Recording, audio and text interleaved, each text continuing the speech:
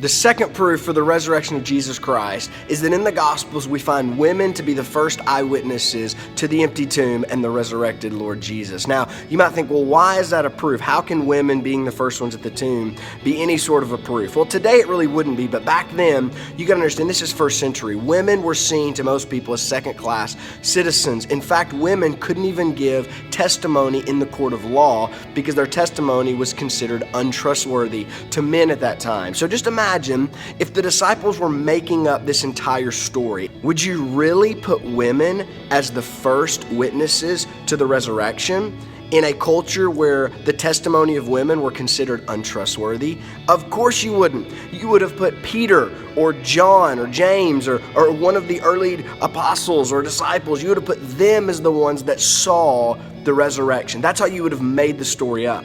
So why in the world do we find women at the tomb first? It's because it wasn't a made-up story. And when stories aren't made up, you don't get to make up the details. You tell the details as they are. And here we find women who were actually the first ones to the resurrection. They were the first ones to the empty tomb. So that's why the story is told that way. Because it's not a made-up story. It's not a myth. It's an actual event that really happened. And we have the story told to us the way it actually occurred. Because it isn't a made-up story. It's a true story. And in this true story, Jesus Christ rose from the dead.